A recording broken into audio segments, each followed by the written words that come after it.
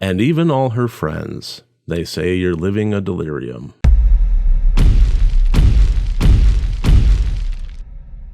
Hello and welcome to RotD Review of the Day. And before I start talking about the movie I'm reviewing, which is 2018's Delirium, what I'd first like to do is talk about the 2018 movie Delirium.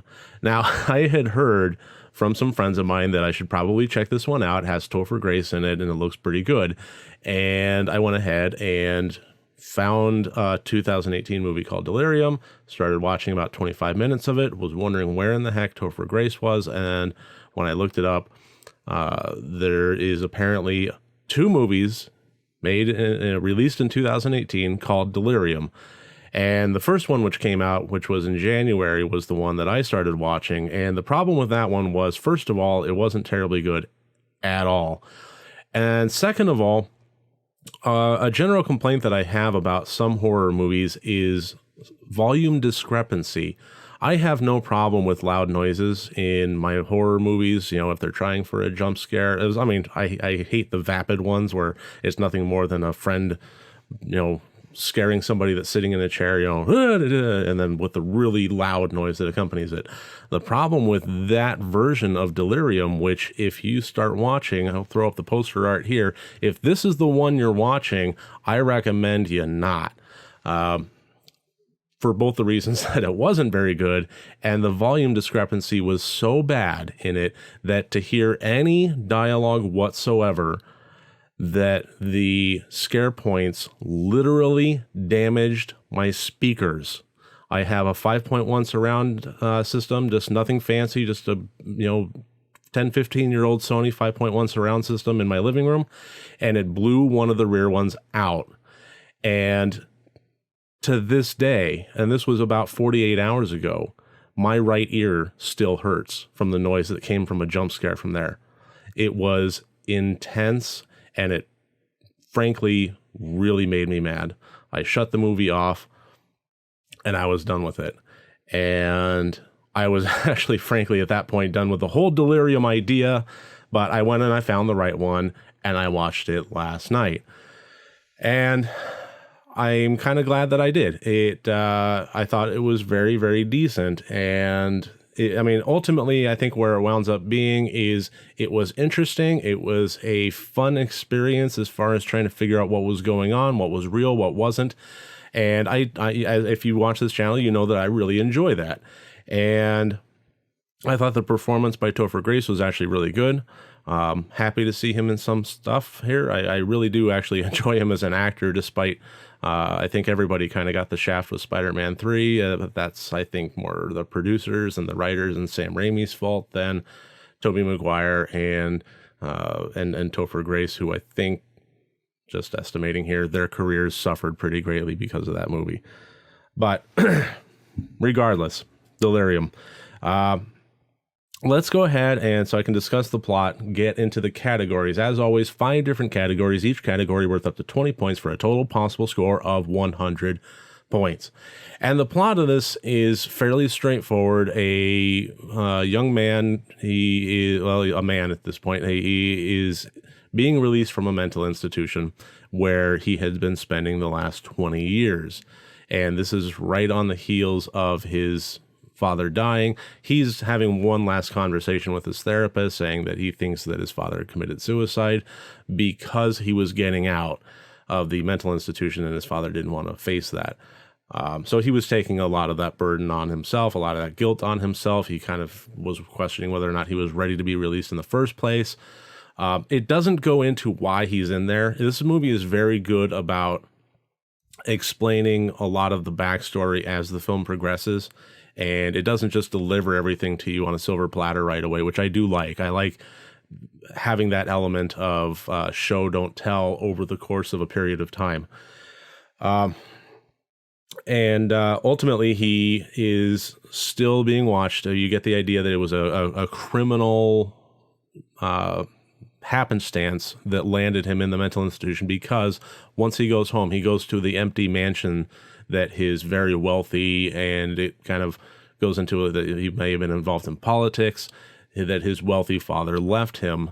and he gets an ankle bracelet and is on 30-day probationary watch. And then the movie takes off from there. That's basically the thing. He needs to behave for those 30 days. He needs to check in when he's called upon. He needs to be present. He can't leave the house. He can't have visitors. And his PO is on his butt constantly. You know, the single slightest slip up, and she will throw him back in the institution. And she is not shy about saying that. And those are the stakes. And I think this, having established stakes that are that stringent and that high at the very start is a good thing. I think that that worked really well in this. Overall, I gave the plot a 13 out of 20. And the scoring is going to kind of, it's not going to be 13 all the way down the line here, but I'll just, break the tension here. It's going to be around that for most of the categories here. And the reason for that is because I think that's generally where the movie falls into, as a whole for me, is it was good. It was enjoyable. I'm glad that I watched it. There was nothing about it that was a stinker, but it also wasn't great. It's not going to wind up on my top 10 list of pretty much anything. I'm glad that I watched it. I'm glad that, that it was made, but plot 13 out of 20 points, respectable, good, not great, but good. The intent, this was a movie that had a lot of elements to it where you are seeing things potentially through the eyes of the main character, played by Topher Grace here, Tom. And you aren't sure whether Tom is actually seeing these things or whether these, if he's imagining it or if it's actually happening. There are elements in play that, is his mind working against him or are outside forces working against him?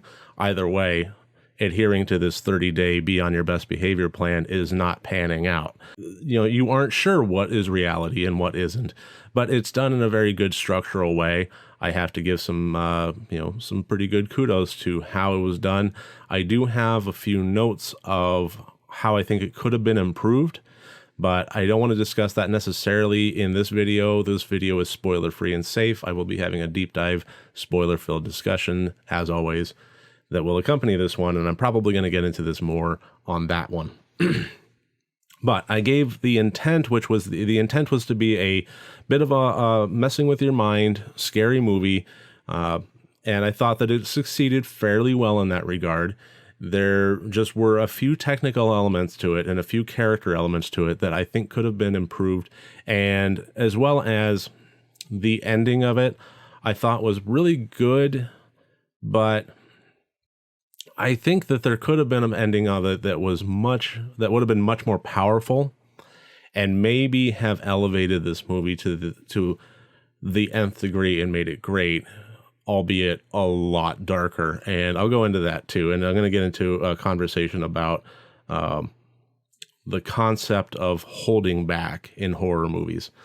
And that will also be in the deep dive. But I gave the intent 12 out of 20 points. The acting, I was thinking about giving the acting 13 out of 20 points. It kind of falls in line with the rest of the thing. But I wound up giving it 15 out of 20, and here's why. Topher Grace. This was principally a one-man show. I mean, there were other characters in it. They popped by here and there. They interacted with them here and there, whether they were supposed to or not. It was kind of ancillary and, more of a storyline element to it. But it was principally just him alone in the house with his four walls, his ankle monitor, a pool, and his fears and his brain. And that is incredibly difficult to carry a movie like that. And I thought he did a very, very admirable job of it. I thought that he pulled it off. We saw his history, we saw his pain, we saw his confusion, and we saw his potential hope for the future, but whether or not he felt like he deserved that hope, I think that came through in the performance. And so by the grace of the Topher, I have to give it 15 out of 20 points. It was an incredibly difficult job, and I think that he pulled it off very well. The technical, there wasn't a whole lot of gore and body horror, but what there was all right. There were some elements to it that, especially towards the end, that started to get into the more gruesome aspects of a horror movie that I thought worked pretty well. The exception that I take to the technical is I think that, well, like I said earlier, there were, considering the world that we were dealing with in this movie, where you have somebody that is potentially having a psychotic break or is potentially having outside forces work against them, I think there could have been a lot more on the technical side of lighting, camera work, angles, so sound design, all of that could have been working together better towards that. Ultimately, it was good. It just could have been great, and I don't think it really elevated itself to that level, so I gave the technical 13 out of 20 points. And the fear quotient, again, good, not great. It had a few quality jump scares in there. It had a few not quality jump scares in there. It had some terrible moments in it that I thought worked really well as far as a punch to the gut, but again, I'm going to get into holding back in horror movies in the deep dive, and I think that this did a bit.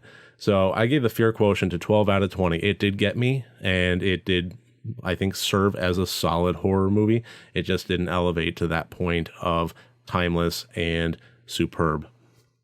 So that gives us a total score of 64 out of 100 points for Delirium. Overall, I would recommend this movie. If you have it in your queue, if you see it available to stream, make sure you have the right one. Make sure it says Topher Grace in it. And I would recommend giving it a whirl. So that should about do it for today. Please, if you like these videos, click subscribe, watch the deep dive after you watch the movie and you don't mind spoilers. Other than that, next time you want to watch a horror movie, first make sure that it's good and rotted.